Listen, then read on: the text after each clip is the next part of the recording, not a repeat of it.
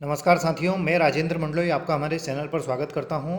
और आज का हमारा जो वीडियो है ये क्लास 11th वार्षिक परीक्षा विषय हिंदी का सेकंड पार्ट है। जो वार्षिक परीक्षा आपकी क्लास 11th की अभी चल रही है, तो इसमें जो हिंदी सब्जेक्ट का जो पेपर हुआ है, इस पेपर का सेकंड वीडियो मैं आपके लिए लेकर आया हूँ। पिछला वीडियो यदि आपने नहीं देखा है तो उस वीडियो को ज़रूर देखिएगा। उसको पार्ट फर्स्ट नाम दिया गया है और ये पार्ट सेकंड है। प्लेलिस्ट मैंने बना दी है। हमारे इस चैनल के माध्यम से आपके सभी सब्जेक्ट के पेपर को हम सॉल्व कर रहे हैं। चैनल पर यदि आप नए हैं तो चैनल को आप सब्सक्राइब करें, साथ ही आपके फ्रेंड्स, रिलेटिव, क्लासमेट्स के पास इन वीडियोस को शेयर करें ताकि वह भी अपनी तैयारी और अपने पेपर का एनालिसिस अच्छे से कर पाएँ। अब क्वेश्चन नंबर 5 तक मैं ऑलरेडी डाल चुका हूँ। क्वेश्चन नंबर 6 की बात करें तो इसका अथवा जो है उसका आंसर हमें देना है, मतलब दोनों में से कोई एक कर सकते हैं। तो ये है, जैसे अजरी किसान की प्रिय दुधारू गाय थी, उसकी विशेषता यह थी कि वह किसान के अतिरिक्त किसी दूसरे व्यक्ति को अपने पास दूध दूहने के लिए आने नहीं देती थी। इसी प्रकार से क्वेश्चन नंबर 7 की बात करें तो क्वेश्चन नंबर 7 का जो आंसर होगा वो होगा, लोग मीरा को बावरी इसलिए कहते थे क्योंकि वह कृष्ण प्रेम में पागल होकर उनकी मूर्ति के सम्मुख नाचती रहती है। वह कृष्ण को अपना पति मानती है। मीरा संतों की संगति में रहती है, इसलिए लोग उसको बावरी कहते हैं। ठीक है, अगला क्वेश्चन है आपका क्वेश्चन नंबर 8। तो क्वेश्चन नंबर 8 में दिया गया है, जैसे मियाँ नसरुद्दीन की दुकान जमा मस्जिद के पास मटिया महल के मोहल्ले में थी। क्वेश्चन नंबर 9 का आंसर है, नेहरू जी भारत के सभी किसानों से निम्नलिखित प्रश्न बार बार करते थे। जैसे भारत माता की जय नारे से उनका क्या मतलब है, यह भारत माता कौन है, कौन सी धरती गांव की सूबे या सारे हिंदुस्तान की धरती है। क्वेश्चन नंबर 10 जो है, इसके आंसर की बात करें तो जैसे लता के स्वरों में निर्मलता है, लता का जीवन की ओर देखने का जो दृष्टिकोण है वह उनके गायन की निर्मलता में झलकता है। क्वेश्चन नंबर 11वें का अथवा का आंसर है, विद्वानों के मतानुसार लगभग 5000 ईस्वी पूर्व के समय को वैदिक काल माना जाता है। वैदिक काल के समय में दो प्रकार के संगीत का उल्लेख मिलता है, पहला मार्गों का, दूसरा संगीत का तथा दूसरा देसी संगीत, मार्गी संगीत जहाँ धार्मिक समारोहों से जुड़ा हुआ था और नियमों और अनुशासन के अवरुद्ध था। वहीं देसी संगीत लोक से जुड़ा था तथा लोक रुचि के अनुसार यह समूह में ही गाया जाता था। क्वेश्चन नंबर 12वें का जो अथवा है उसका आंसर है, शब्दकोश एक बड़ी सूची या ग्रंथ जिसमें शब्दों की वर्तनी, उसकी व्युत्पत्ति, व्याकरण, निर्देश, अर्थ, परिभाषा, प्रयोग, पदार्थ आदि का सन्निवेश हो। शब्दकोश एक भाषी, द्विभाषी या बहुभाषी हो सकते हैं। शब्दकोश के नाम विश्व ज्ञान कोश, चरित्र कोश और साहित्य कोश। क्वेश्चन नंबर 13वें का आंसर है, चरित्र कोश विचारकों, साहित्यकारों, वैज्ञानिकों आदि के संक्षिप्त परिचय और उपलब्धियां दी गई होती हैं। इसे चित्रकोश या माफ कीजिएगा चरित्रकोश या व्यक्तिकोश भी कहते हैं। क्वेश्चन नंबर 14 है और क्वेश्चन नंबर 14 के अथवे का आंसर है, वाक्य शुद्ध करना है, जैसे शीघ्र पत्र देने की कृपा करें, है ना, और श्री कृष्ण के अनेक नाम हैं, ये आंसर है ना। अगला क्वेश्चन है प्रश्न क्रमांक 15, इसके भी अथवा का आंसर है, जहाँ वास्तविक विरोध ना होकर केवल विरोध का आभास हो वहाँ विरोधाभास अलंकार होता है। जब किसी वस्तु का वर्णन करने पर विरोध ना होते हुए भी विरोध का आभास हो वहाँ पर विरोधाभास अलंकार होता है। क्वेश्चन नंबर इसी क्वेश्चन का और भाग है, एक एग्जाम्पल दिया गया है, जैसे आग हूँ जिससे धुलकते बिंदु हिमजल के शून्य हूँ जिसमें बिछे हैं पावड़े पलके। क्वेश्चन नंबर 16 है, इसका अथवा है, जिसे कवि भवानी प्रसाद मिश्र ने इस कविता में अपने पिता के व्यक्तित्व की अनेक विशेषताओं की चर्चा की है। कवि के अनुसार उनके पिता इस उम्र में भी अत्यंत फुर्तीले, जोशीले एवं नौजवान हैं। वह अब भी प्रतिदिन कड़ा व्यायाम करते हैं। वह एक बार में 260 दंड बैठक लगा देते हैं। वह बहुत हंसमुख स्वभाव के, सदैव खिलखिलाने वाले, उनकी आवाज़ काफ़ी बुलंद है। उनमें बादलों जैसी गर्जना है। बाहर से अत्यंत कठोर दिखने वाले पिताजी सुंदर से बहुत कोमल स्वभाव के हैं। क्वेश्चन नंबर 17वें की बात करें तो क्वेश्चन नंबर 17 है, जैसे मियाँ नसरुद्दीन को नान भाइयों का मसीहा इसलिए कहा जाता है क्योंकि वे साधारण नान भाई नहीं हैं। अन्य नान भाई केवल रोटी पकाते हैं, पर मियाँ नसरुद्दीन अपने पैसे को कला मानते हैं। उनके पास 56 प्रकार की रोटियां बनाने की कला है। वे अपने को सर्वनिष्ठ नान भाई बताते हैं, सर्वश्रेष्ठ। क्वेश्चन नंबर 18 का आंसर है, सबसे प्राचीन चित्रों के नमूने शैल चित्रों की ही माने जाते हैं। ये चट्टानों पर प्राकृतिक रंगों से बने हुए चित्र हैं। ये प्राचीन काल की गुफाओं में मिलते हैं। मध्य प्रदेश की भीमबेटका की गुफाएं इन्हीं शैल चित्रों के लिए जानी जाती है। इन चित्रों में जीवन की रोज़मर्रा की गतिविधियों जैसे शिकार, नृत्य, संगीत, जानवर, युद्ध, समाज सज्जा मतलब साज सज्जा इत्यादि दिखाई पड़ते हैं।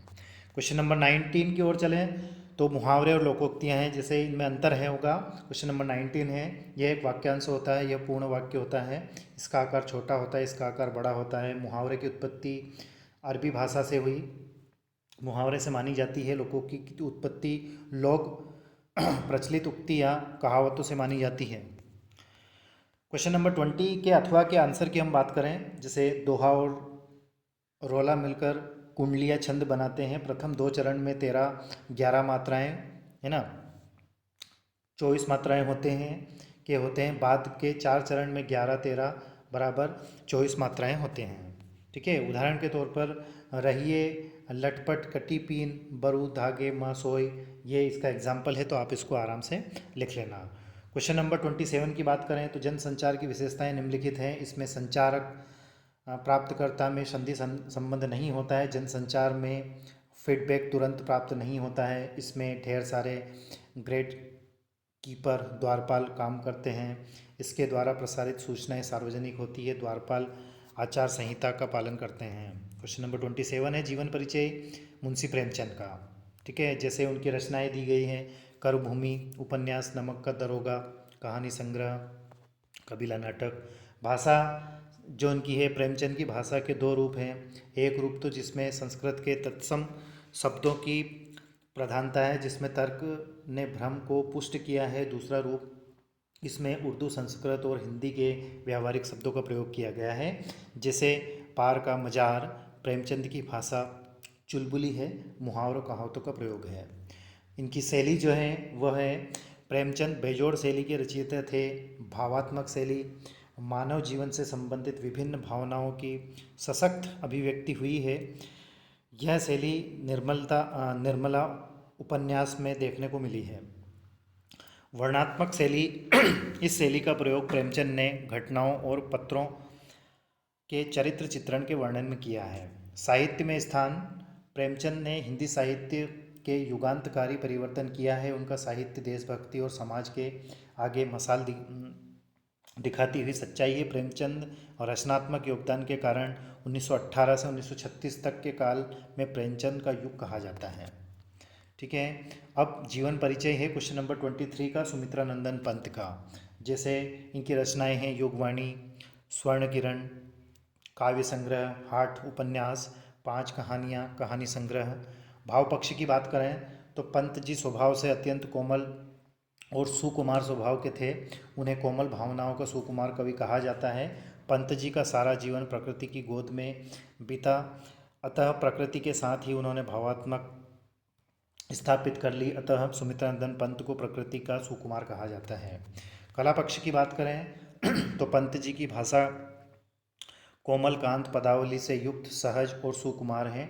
उनमें चित्रमयता, ललिय और ध्यानात्मक विद्यमान है। माधुर्य प्रधान अनूठा शब्द संचय है। भावानुसार भाषा कोमलता को त्याग कर भयानकता को प्राप्त होती है। साहित्य में स्थान, पंत जी का काव्य भाव और कला दोनों पक्षों में सशक्त और समृद्ध है। भाव, कल्पना, चिंतन, कला सभी दृष्टियों से काव्य उत्कृष्ट है। प्रश्न क्रमांक 24 जो है इसका अथवा है, संदर्भ दिया गया प्रस्तुत पद्यांश हमारी पाठ्य पुस्तक आरोह के पाठ घर की याद में लिया गया है। इसके रचयिता भवानी प्रसाद मिश्र हैं। अब प्रसंग क्या है, प्रस्तुत पद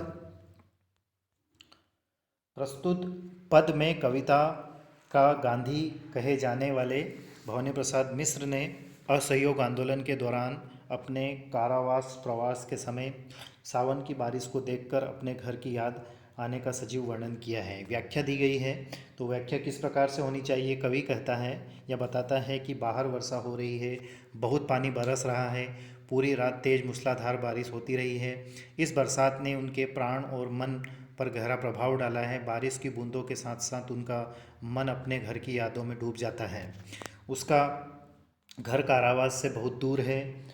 वह घर जो खुशियों और सुखद स्मृतियों का भंडार है। वास्तव में बरसात को देखकर कवि अपने घर की बहुत याद आ रही है।